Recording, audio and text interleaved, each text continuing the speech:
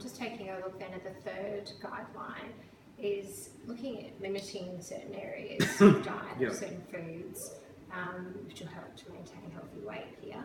The first one is limiting intake of foods containing saturated fat, added salt, added sugars and alcohol. Yeah.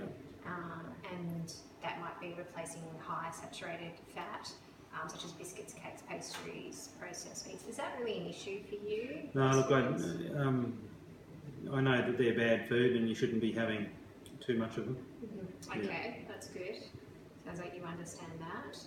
But Yeah. if you, where there are issues, you can actually replace, if you do want to have something like cooking potatoes or chips or something for dinner, is it replacing them with polyunsaturated and monounsaturated fats, such as the oils and spreads, the nut butters and pastes and avocado with foods, so maybe having still that nice taste there. Sure. Okay, the other thing is limiting foods and drinks containing salt. So Right.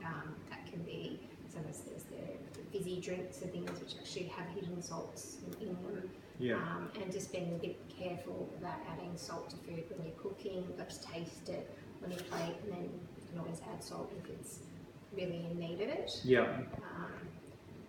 Limit intakes of food and drinks containing the sugars. So again, just being aware that if you're going to buy the fizzy drinks, that they're full of sugar. Yeah. And also the Boost juices, which okay, they've got about 30 teaspoons of sugar in them. Oh my God, I thought they're supposed to be healthy. Exactly. But because they've extracted all the juice out and left all the pulp, which is the fibre and things, all the good part of the fruit as well. So you're using up more fruit just to get that drink. Right. So that's one area where it's good to be aware of, and sports drinks and things like that also. Sure. Okay, and that's all set out in here.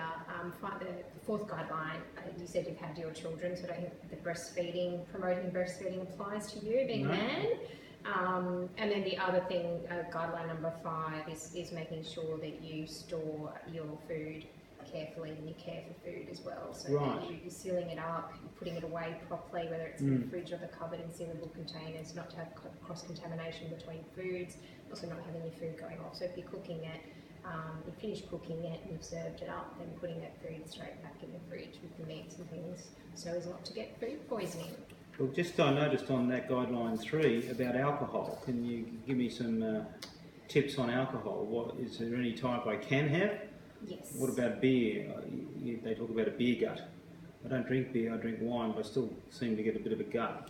Yes, well look, it might be the amount that you're drinking. So if you're having several beers in a sit-down period or at a function, then that's going to be contributing to it. If you're having the one-off beer and you're not having it every night, Yeah. I think it's okay to allow in some nice things, some of the discretionary foods, because otherwise life isn't worth living, is it, if you don't have anything good?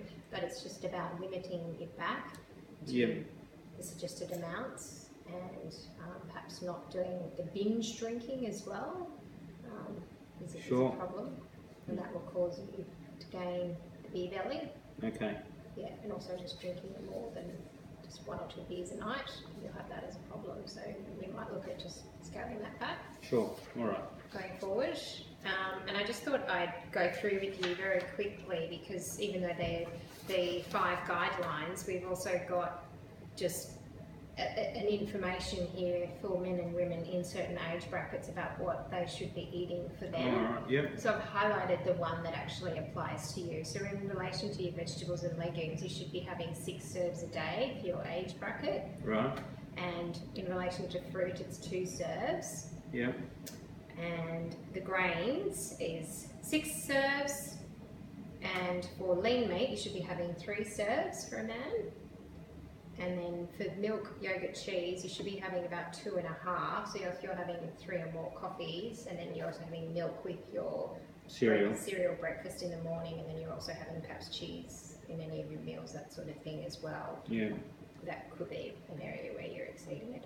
It also explains what is regarded as a serve, the standard serve. So I urge you to have a look at that, and that way we can work out when you're preparing your meals what is the standard serve, and it's quite detailed here. It lists it all out, and it's very helpful. Thanks. Okay, so I'm going to give that to you. Jim? That's your copy, which you keep. Right. Okay, so